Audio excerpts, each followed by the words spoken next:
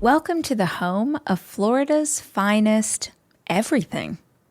Naples, Marco Island, and the Everglades. They call it Florida's Paradise Coast for a reason. Bask in 30 miles of soft white sand beaches, luxurious hotels, and stunning beachfront resorts with delectable dining experiences. Take advantage of warmth, relaxation, and endless outdoor adventures. When you want a Florida vacation that's exceptional in every way, only Paradise will do. Naples, Marco Island, and the Everglades. Florida's Paradise Coast. Plan your visit now at paradisecoast.com. The sales are sizzling at Whole Foods Market, just in time for the 4th of July weekend. Fire up the grill with savings on robust no antibiotics ever steaks. And there's more. Look for sales on meaty pork chops, made-in-house salmon burgers, and sustainable wild-caught sockeye salmon fillets. Get it all with same-day delivery or free pickup. Restrictions apply. Shop everything you need for 4th of July and beyond at Whole Foods Market, in-store and online. Being able to help other people with our trauma and our pain, and I am speaking from personal experience, I don't think is a healthy way to live.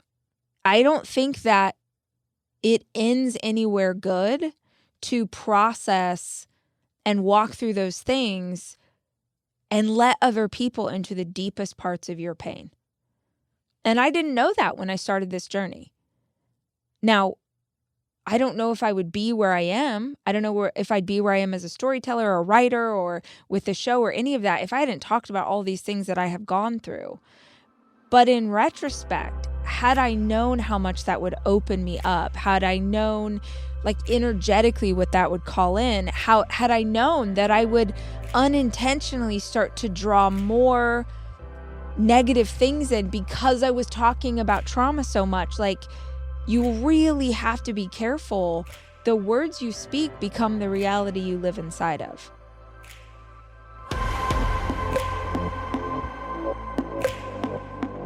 Hey guys, it's Rach. Welcome to the show. I'm so glad that you're here with us today. And I have a favor, which sounds kind of harsh if we just met, but I'm assuming that most of you have been a part of this community for a hot minute. And so I gotta ask, are you subscribed to the podcast?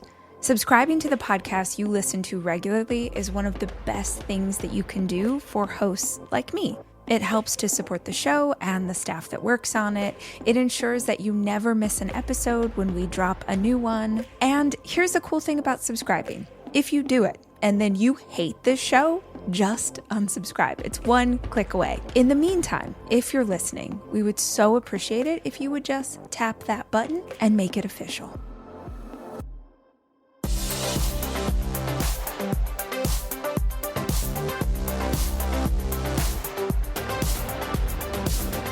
Hi guys, it's Rach. Welcome to another episode of Ask Rach, and we're kicking it off a little differently because producer Jack and I are in a fancy studio and we have a fancy setup, which means you guys can hear his voice. Hello. Like I'm always talking to Jack, but only last week did it occur to us that we could actually record what he was saying, and I thought it would be fun if we started this episode with a little bit of banter. So if you guys like this banter and Ask Rach, will you let us know when you call into the hotline? Jack, how are you? I'm doing great. Good, good. I am limping across the finish line of the school year. Oh. I am limping. We have one kid done with school, two kids done with school, but now one of them's on a senior retreat. So Jackson on a senior retreat, but finished with high school. Ford finished with middle school, but also has a performance tomorrow. I don't know what that means. And a pool party. You don't know this. You don't have kids, but I'm telling you, the end of the school year it's a gauntlet. It's hellfire. It's so freaking hard. Noah's got 3 more days. Sawyer's got 2 more days. Half my kids are sick. I mean, we are limping. Like, I was laughing as I was driving in today. You know that scene in Forrest Gump where Lieutenant Dan is like mortally wounded on the battlefield. Mm-hmm, And he's like, leave me. And Forrest's like, no, I can't leave you, Lieutenant Dan. And he like throws him over his shoulder, like carries him. I feel like that's what parents are doing for each other at this time of year, because it's just gross. Oh, it's just the worst. And there are so many events. If you have 4 kids, the last 2 weeks of school, you're gonna like your part-time job is attending award ceremonies. Oh my God, That's I a have to nightmare. tell you though, Jackson got a major award. Oh shoot. Like in Of course he did. Yeah, of course he did. Like in A Christmas Story when he gets a major award. Last week, did I not tell you this? No. Okay. Last week, Jackson's school emails us and they say, it's all in all caps, bright red letters. It says, top secret. Your child is getting an award. Do not tell them. Come to this part, like come in the back way of the school, sneak up the field, get yourself into the gym for the award ceremony at the end of the year. And we're like, okay. They don't tell you what award. They just say he's getting an award. And he tells us that morning, he's like, yeah, I guess, it's like the senior awards. The whole school comes. Like, I'm not going to get anything. And Kez and I are like, Oh, man. this is exciting. He doesn't know. And for reference, there are lots of kids who would not care. Jackson Hollis cares deeply about acknowledgement, okay? He is my child. He wants that award. So we're like so pumped for him. We get to his school, we get in the gym. As soon as we walk into the gym, he clocks us. He sees us across the gym and his face just lights up like the Rockefeller because he knows if we're there, he's getting an award. Jack, we proceed to sit through 2 hours of presentations, okay? Now, first of all, that sounds terrible. Typically, I don't like other people's kids, so I would normally not be.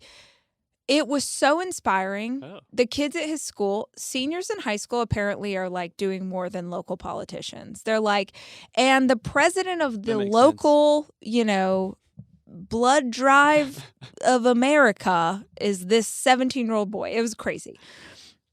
Every kid getting an award are the most impressive people you've ever heard. And his school does this really cool thing where they're presenting the awards, but they're like very intentionally not saying he or she. They're not saying any, because the whole thing is they're building it up so the kids don't know who it is. They're not giving away by being like, he's the leader in theater. They're like, this student is a leader in theater. And so you hear the kids, they start to whisper. And the more the teacher tells the story, the more the kids are like, oh. And then they finally reveal some big moment that like half the class goes, oh, it's Jared. Oh, nice. Yeah, bro, it's Jared. And they were so supportive. And like, I never have seen a group of kids that were more hyped for each other to get awards. It was so awesome. So I'm sobbing because I'm like, my baby's course. growing up and the children are our future and I can't handle it. I'm just crying. Fast forward to 2 hours in, okay? He has not received an award. Okay. And I'm sure some of y'all would be thinking like, oh my gosh, he's getting the best award. That is not how my brain works. My brain goes to, they sent us an email by mistake. Like my kid's for sure not getting an award and he's going to be devastated because he knows we're here. His friends know we're here. I start flop sweating. I mean, I am like profusely sweating. I lean over to Kez. I'm like, I'm getting nervous. And he's like, I am dying. Rachel, what if they told us this by mistake? So we're like crapping our pants, sitting there. The president of the school comes up. I'm going to get emotional. President of the school comes up. He's like, I have 3 more awards. And these are like the big daddies. These are like best picture kind of awards. And I don't mean any disrespect to my child, but I'm like, there's no way. Like Jackson's gone to this school for only 2 years. The rest of these kids have gone there since they were in kindergarten. Legit. Impossible. There's no way he's getting an award. And he's smart and he got straight A's. But he has kids who are going to like Yale, Harvard, this is not, I love my child, but there's no way. He's not the president of the blood drive. He's not running the blood drive of America. So like, oh my gosh. And the president starts to say the first kid, and he starts to describe him. And also, real talk, every time they'd start describing a kid and they'd be like, this student is described, their fellow students describe the student as the kindest person. I'm like, nope, not Jackson. His RBF is strong. Nobody is describing him as the kindest person they've ever met. So he starts describing, the award, and he's like, this is the kindest person. I'm like, oh crap, not him. Okay, so I'm waiting for the second award. In the last three, second to last award, president starts describing this kid, and he says, in the history of this school, we have never given this award to a student who has only been here for 2 years. Oh, and I start bawling. And he's just like, anybody who knows him will tell you that they can't believe it's only been 2 years. He has seamlessly ingratiated himself into our community. He's like a pillar of blah, blah, blah. I'm bawling my eyes out. I'm so proud of him. It was amazing knowing what this kid has been through in the last 2 years and how hard he has worked, and to get that acknowledgement in front of his school. And they're like, please join me in welcoming Jackson Hollis or whatever. And he comes up and he's like beaming, and I scream. I'm like, everyone else is like demure. This is like a fancy prep school. I'm like, yeah, Jackson. No other parent did that, but your girl's white trash at heart. So I'm like, what? You will know that our family was here. And all the teachers around are like laughing. And I'm like, yeah, man, you guys, whatever. I'm going to scream for my kid. So proud of him. That's so sick. For $1 million, I can't tell you the name of the award. Yeah. What did he win? I don't know, but it was like a medal. Like he ran a marathon. And I was like, are you going to wear that over your cap and gown at graduation? I was like, I don't know, that's kind of lame. I'm like, I'll wear it. I'll make it part of my outfit. But it was so it's a hard time of year, but there's also these really good things. And we're also packing. We're almost completely packed to move. So Crazy. For y'all, Jack's been to the house. We actually gave Jack all of our frozen meat last Oh my week. gosh, it was so much. I already had the venison. Did you try it? I had the leg medallions. Yes, the leg medallions. I put it on the Blackstone. Yes. Oh, found that a would random be the seasoning in the cabinet. I put it all over it. Yes. I didn't know it could be so tender. Honestly, it's so good for good. you too. It's wild caught. It's sustainable. It's, axis deer. They're an invasive species in Maui. Y'all have heard me talk about Maui Nui a million times. Not an ad. I freaking wish they'd sponsor this podcast. But yeah, Jack got all the venison, got a giant slab. He gifted me a giant slab of meat for Christmas. I gifted it back to him because I hadn't cooked it yet. It's got to be like 20 pounds or Yeah, something yeah, ridiculous. that's on you. It's like, that scene in the Flintstones when they get that big thing and it tips the car over. That's what you gave me for Christmas. So we are 99%, our house is packed up. All the kids are graduating. All the kids have parties. We got the baseball banquet tomorrow for Sawyer. We got Jackson's graduation on Friday. Everybody better buckle up. I am about to lose my You can go ahead and bleep out that word. I'm going to cry so hard. I'm on my period. These are not, it's not my fault. Storm. I can't. I'm going to embarrass myself, and it's okay. And then on Saturday, did I tell you what we're doing? No. We are going to the opening night of the Hollywood Bowl. It's very bougie and delicious. Dudamel, which is the conductor of the LA Philharmonic, who is fabulous. It's his last season in LA. He's just amazing. Last season, he's going to New York. But the opening night of the Hollywood Bowl is always really cool. They have an artist who comes in and performs with the LA Philharmonic. So when we went for the first time, it was Gwen Stefani. They bring in really cool people. And this year is Hugh Jackman. What? Yes. We are about to have a Greatest Showman moment that Saturday night. And then on Sunday, we bounce. We're off to the island for the summer. So there's a lot going on. This week is packed. It's packed. But it's a good energy. It's like a frenetic energy to answer some questions. So that's what we're going to jump into. Jack, do you know the podcast hotline number that they could call in if they have a question? 737 Yeah. 400 Uh-huh. 8626. 4626. Don't listen to Jack. Don't listen to me. 737. I had a bunch of antihistamines this morning, so I'm a little Lordy. dopey. Yeah. 737 400 4626 if you want to jump in.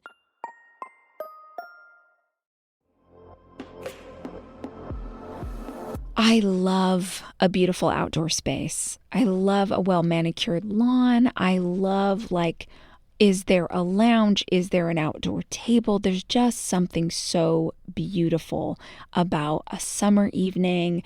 Are there twinkly lights over the top? I mean, we really go the extra mile with our outdoor space this time of year. And if you need to upgrade your outdoors, Wayfair's got everything you can imagine to level up your outdoor space. They have patio sets and lounge chairs, outdoor bars, even hot tubs, you guys. There's something for every style and every home, no matter your space or budget.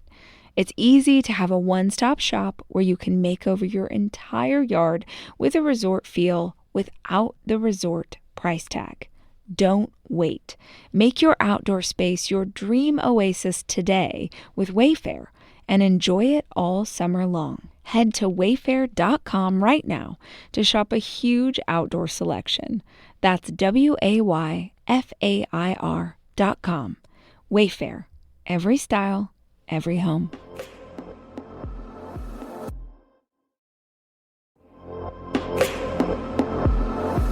Step into the freedom of summer with jewelry that reflects who you are and where you're going.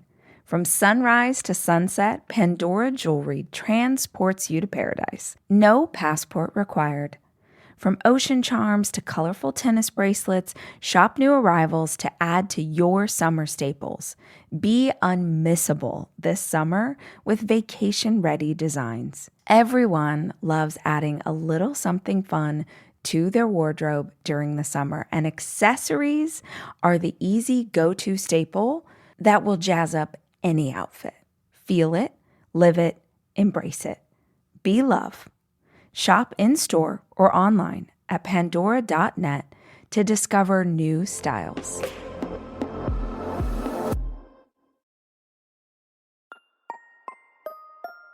Jack texted me last night. He said, we got another confession. Oh, we did. Okay, is it funny? I think it's funny. Okay, is it inappropriate? Yeah. No, it's not inappropriate great. this time. Should we listen? Definitely, I think it makes a lot of sense, too. Okay. I agree with this woman. Okay. Should we listen to it together before we get into questions? Absolutely. So if you guys aren't familiar with confessions, that's because we've only ever had one. I put out this ask to the community. I said, we really want some confessions where people call in and tell us a funny story, like a most embarrassing moment. And we had our first one and it was super fun and we laughed our butts off. Jack says we have a new one. And I have not listened to it because I think it'll be funnier if we all listen to it together. So let's do that. Let's see if it's awesome. Okay, Rachel and team, I have an embarrassing story for you. I'm sorry that I missed the opportunity to call in when you had this on your request for podcast for call-ins. This has nothing to do with sex. I don't know if I can say it online or on the phone. Anyway, I'm going to preface this and say I'm blonde, okay? And I grew up poor. So travel was not something I was accustomed to doing. So the first time I ever flew on a plane was when I was 38. I am now almost 55. I live in eastern Pennsylvania. So I was going to be flying to California for the first time, San Diego. I had a friend who lived in Philadelphia near the airport or not far. So I contacted her and I said, hey, I'm going to be flying out of Philadelphia going to California.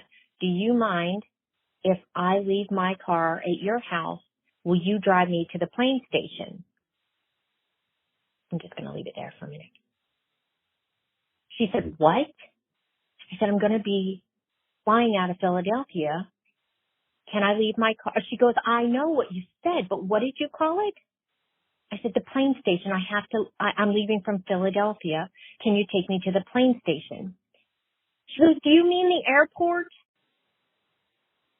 I was humiliated. I was so embarrassed. But I had never flown, and it just made sense. You go to a train station to take a train. Why wouldn't you go to a plane station to take a plane? Well, you don't. And now I fly a lot. and I was telling someone a story where I normally fly out of, like Allentown or Newark. And once again, I called a plane station in general conversation. I said, I had to apologize. I'm like, oh my God, I'm so sorry. So then I had to tell her the story. But I thought that you would enjoy it as much as you travel, and maybe next time you're at a plane station, you'll think of me. That is all.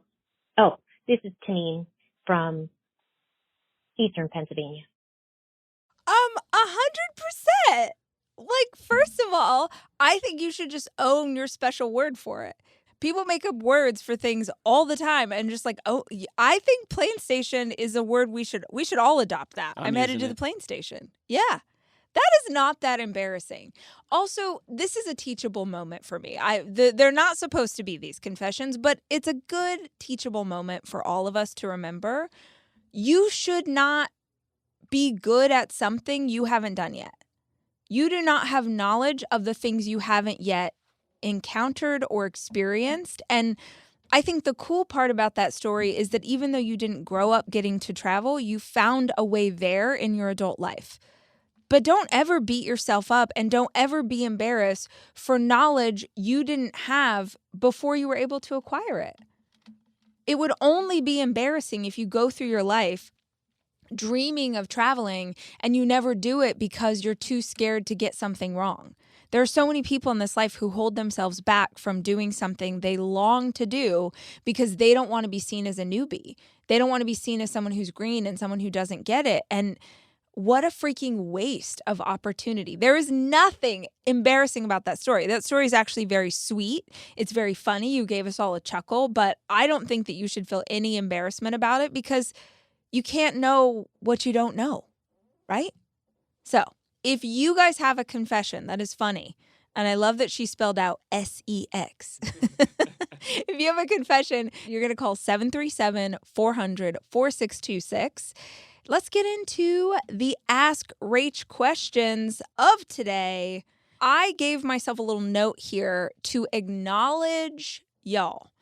I'm sure producer Jack noticed this as well, but we gave a very specific call out for y'all to please incorporate some fun, some levity, some questions that were light, that felt like summer, that felt breezy, and you guys came through. I was so pleasantly surprised to open the sheet and see a bunch of fun ones because we've had about 6 months of like trauma therapy in the Ask Rach hotline. And you know I'm here to hold space, and I will answer your questions, and I will walk through things with you. But at some point, let's talk about a winged eyeliner, okay? Let's talk about our favorite flip-flops for summer. So thank you. Please keep those coming. I'm happy to go answer, but it's just nice to have a little mix. We're going to kick things off. This is not light. I can see from the headline, this one's not light, but you know what? This is where we're kicking things off, and that's okay. Let's see what it is. Hi, Rach. I am such a big fan of your show and your books, and I have been following along for years, and just in every season of my life, I feel like you've been so helpful. So I want to thank you for that. Maybe you can take my voice out or change it, make it one of those like deep voices. But I am in a really tough situation that I never saw coming. My husband left me for another woman. We have a young son. I want to turn my mess into my message, but I'm afraid whatever I say will be used against me. I'm just really afraid. I don't know how to turn this situation into something that can move me forward. And since you've been through divorce, I was wondering if you could maybe speak on that. If we didn't have a son, maybe things would be different and I wouldn't care so much about what I'm putting out there. But I just really am hoping you can shed some light on how to move through this, how to grieve, and just find light at the end of the tunnel, honestly. Thank you, Rach. This is a really hard question, and I want to acknowledge that you're asking it from inside of a really difficult season. But I'm going to give you advice that maybe is not what you want to hear, but I think is what you need to hear. You should not publicly process grief. You referenced didn't see that coming. You said, like, I didn't see that coming. And I assume you referenced it because you're talking about my book. But if you're not, just know that I wrote a whole book about grief and pain and getting to the other side of it called Didn't See That Coming, because I really have come to understand in my life that pain is so much harder to bear when it comes out of left field, when it sideswipes you, when you didn't know that it was going to happen. And in that book, I reference this quote by Glennon Doyle, where she says, you should create from your scars, not your wounds. Meaning, after you've processed something, after you've done your therapy, after you've done that work privately, when you're years removed from the experience and you have wisdom about the experience, that is the time to share about that experience. And the way that you know if you are in wisdom about an experience is if you are no longer emotional about what has happened. If you think about your ex and you get emotional, it's not wisdom. You're still very much inside of it. And in processing it publicly, you are weaponizing your pain. Not only are you weaponizing your pain, but you are putting an attack into the world, and that will only ever come back as an attack. That's number one. The reason you feel scared and the reason you feel worried about it is for a good reason. It is your intuition telling you this is not the right path. So many times in my life, when I have made decisions and they have backfired, it's because I was coming from a place of anger or bitterness or grief. I wasn't grounded in myself. I wasn't grounded in love or faith or anything good. And so when I put something negative out, negative is what I got back. You do not want to process this publicly. And there's something beautiful about, you're using the quote, and everyone throws this around, like, turn your mess into your message. But I think the public hearing that as a path to follow, especially over the last 5-10 years, has really forced people into talking about things before they were ready or before they should talk about things.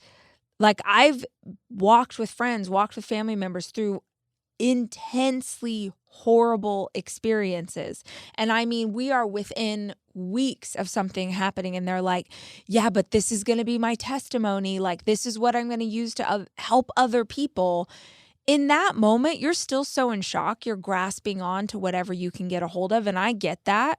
But at the same time, you are not able to help other people. You are not able to teach or educate when you are in the midst of something really hard. You could certainly teach and educate about other things, right? If you're like, I'm in the middle of this really hard season with my ex-husband, but you know what? I have some tools and advice and ideas around something I went through 10 years ago.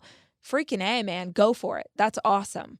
But don't bring up the current stuff and try and use it to, quote, help other people or help you heal. That is not going to help you heal. That is only going to create more pain for you, more pain for him, and the one that matters most, more pain for your child. I know that we go through things inside of divorce where you're like, but if people really knew, right? Like, you're like, but if they really knew. Nope.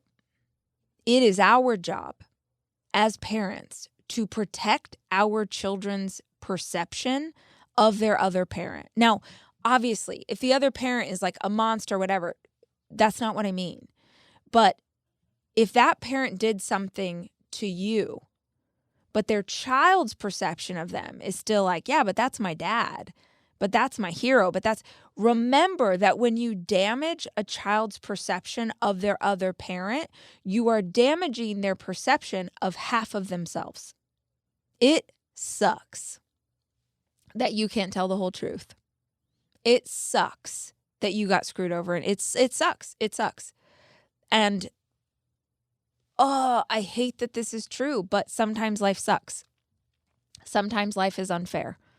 There are lessons to be mined inside of this. There is gold to be mined and sifted through and figure out, like, how did it get here? And why did I trust someone that, showed up in these ways? And like, how can I make myself stronger so I come out the other side of this a better woman, a better mother, a better human being? Like, how can you learn and grow? Those are beautiful questions to ask. But how can you walk people through the process of what you're going through? That's not the question to be asking right now. And might I also say, being able to help other people with our trauma and our pain, and I am speaking from personal experience, I don't think is a healthy way to live. I don't think that it ends anywhere good to process and walk through those things and let other people into the deepest parts of your pain. And I didn't know that when I started this journey. Now, I don't know if I would be where I am. I don't know if I'd be where I am as a storyteller or a writer or with the show or any of that if I hadn't talked about all these things that I have gone through. But in retrospect, had I known how much that would open me up, had I known like energetically what that would call in, had I known that I would unintentionally start to draw more negative things in because I was talking about trauma so much, like, you really have to be careful. The words you speak become the reality you live inside of. And other people benefiting from hearing about your trauma will not make the trauma easier for you to bear. Now you've just got an audience. So I think what this looks like right now is, how do you go inward? How do you work on the internal world? How do you do your therapy and do your work and take care of your baby and let karma handle him? Karma is real. Your ex will reap what he sows. And that is not your job to worry about anymore. Your job is, where do you go from here? Where does your baby go from here? How can you make yourself stronger so you can take better care of him? That's what you focus on.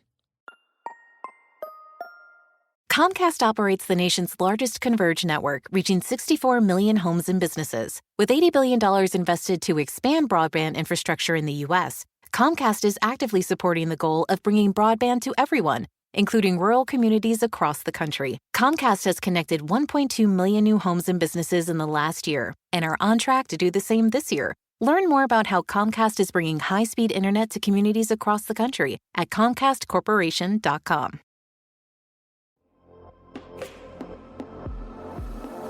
This is an ad by BetterHelp. Men today face immense pressure. It's no wonder that 6 million men in the U.S. suffer from depression every year, and it's often undiagnosed. It's okay to struggle. Real strength comes from opening up about what you're carrying and doing something about it so you can be at your best for yourself and everyone else in your life. If you're a man and you're feeling the weight of the world, talk to someone. If you know a man, love a man, and you feel like he's having a hard time, maybe this is the moment that you bring it up. BetterHelp is the world's largest online therapy platform, having served over 5 million people globally. It's convenient, too. You can join a session with the therapist at the click of a button. As the largest online therapy provider in the world, BetterHelp can provide access to mental health professionals with a diverse variety of expertise. Talk it out with BetterHelp. My listeners get 10% off their first month at betterhelp.com/Rach. That's BetterHelp, HELP.com/Rach.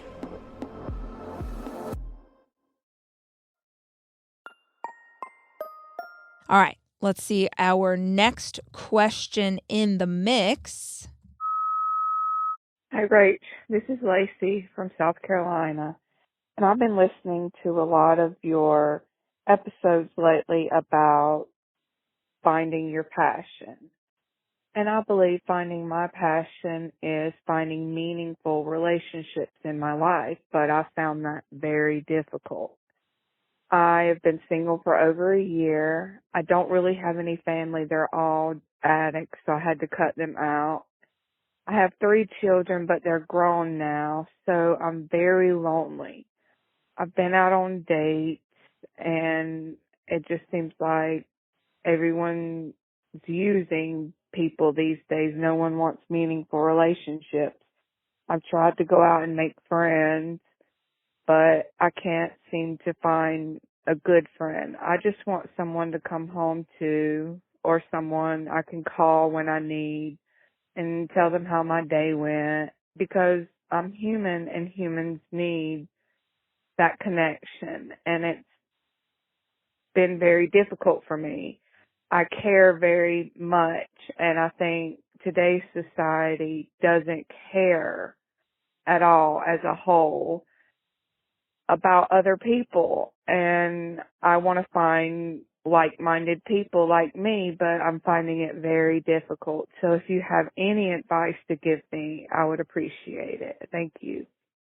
Oh, Lacey, you know I have advice about this. And again, we're going to have 2 in a row here where I am giving y'all advice that maybe you're not going to love.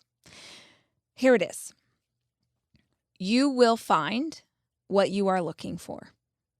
And 2 times on that call, you referenced the state of the world, right? You were like, people, are just using people now, and I can't find good people.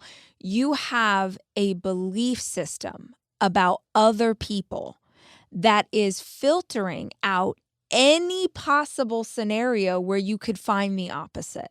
Allow me to explain. Lacey, I want you, wherever you are right now, I want you to look around the room, and I want you to, as fast as you can, count as many blue things as you see. You have 15 seconds. I want you to count as many blue things as you see and try and get as high a number of blue things as possible. Here I go.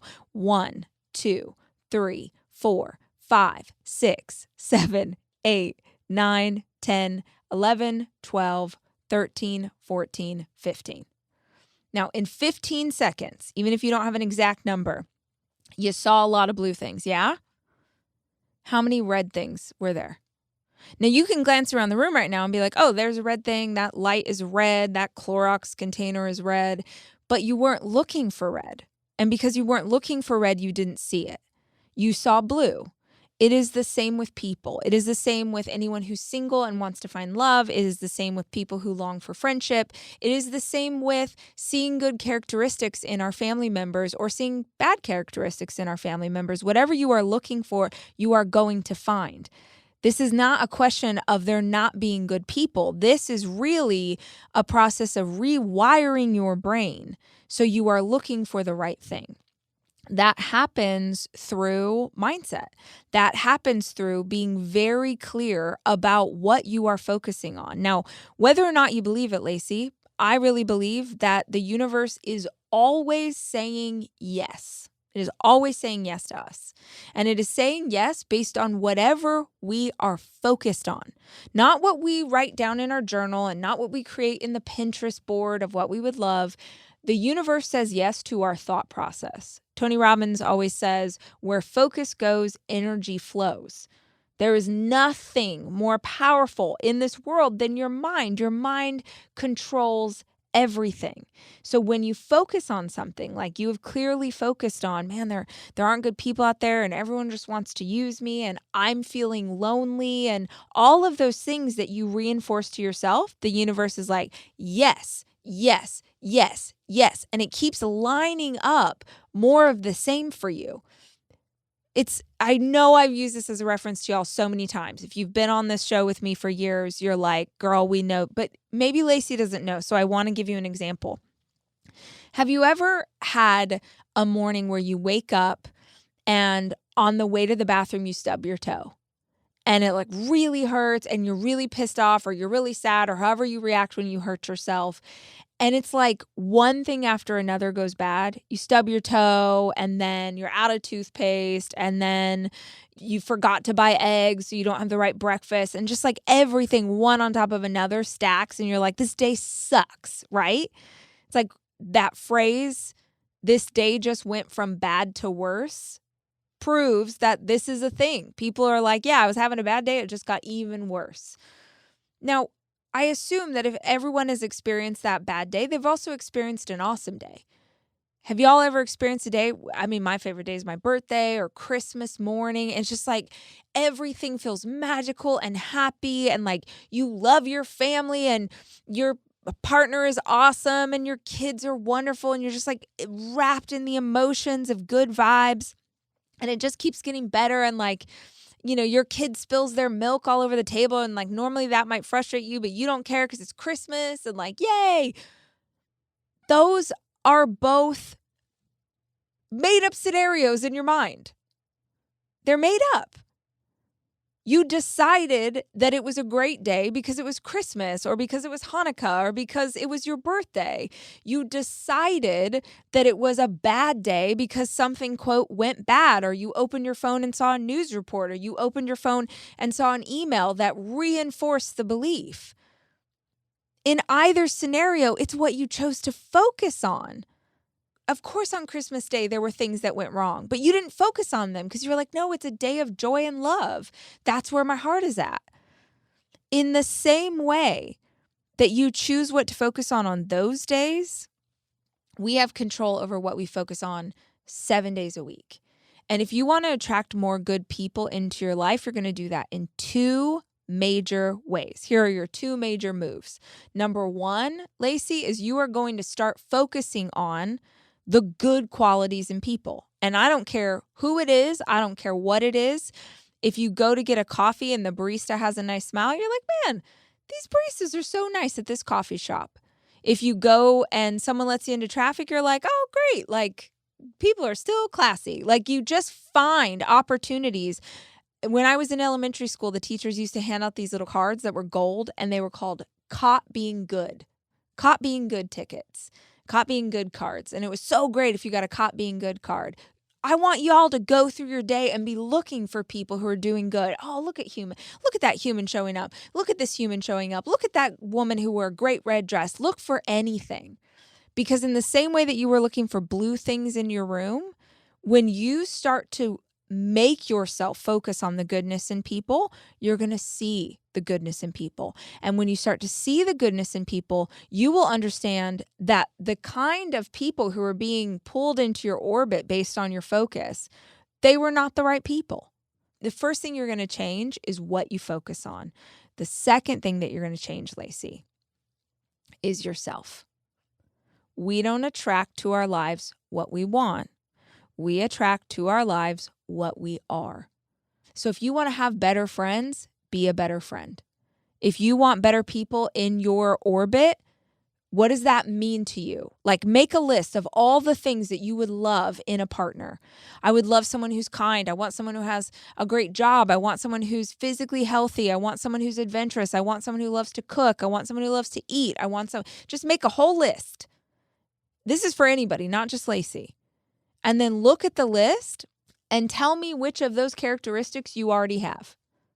And if you just made a list of your dream partner with 20 things on it, and you only have 2 of the things on the list, you've got a problem. And you've also got a solution, because the disparity between who you are and who you want to attract, those 18 things on the list that you don't currently have as characteristics, that just became your punch list. That just became your to-do. That just became your to-become list. You want someone who's funny and kind? Start working on being funny and kind. You want someone who loves to cook? Do you know how to cook? You want someone who is a community-driven? Okay, when do you volunteer? In fact, if you're feeling lonely and you have the capacity to show up in your community, one of the fastest ways to feel better would be to start volunteering, to find an organization or a cause that you really care deeply about, and to start showing up once a week for that organization in a way that allows you to love on others the way you are hoping to find a partner who can love on you. Work on yourself, work on your focus, and see if things don't get better. But can I tell you something? The world isn't full of users and bad people. People aren't out for themselves. It's not as bad as the media wants everybody to believe. It's not what the news cycle will tell you. It's not what you are going to see out in the world, because you have to understand, guys, the more that the world tells us that we are all separate and different and there are no good people anymore and all the great ones are taken and we're so divided and nobody cares about anybody else, the more that they can push that idea on you, the more you will turn to that media source as a place to get information and to make sure you're safe and make sure you're okay. It's just another version of clickbait. There are good people in this world. There's a lot of good people in this world. Don't ever let anybody fool you into believing that there aren't a whole bunch of awesome humans out there that are filled with love and faith and hope and are working every day to make their lives better, their children's lives better, the world a better place. They're there. Don't let anyone convince you differently. All right, guys, those are my answers for this week. I hope you found them helpful. And if you have questions you would love for me to answer, you can call 737-400-4626. We would love to answer your questions. We would love to hear your confessions. And we will be back soon with another conversation. Until then, as always, I love you and I'm rooting for you.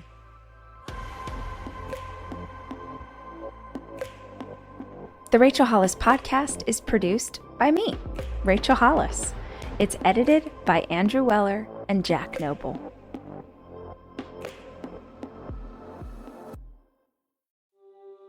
Explore the world's hidden wonders on the Atlas Obscura podcast. A village in India where everyone's name is a song. A boiling river in the Amazon. A spacecraft cemetery in the middle of the ocean.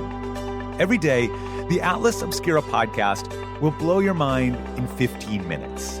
You can find it on the SiriusXM app, Pandora, or wherever you get your podcasts. And don't forget to follow the show so you never miss an episode.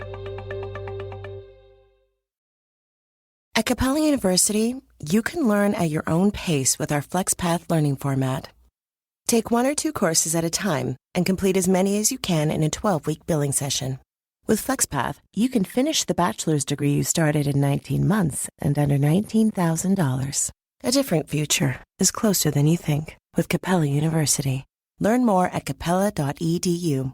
Fastest 25% of students. Cost varies by PACE, transfer credits, and other factors. Fees apply.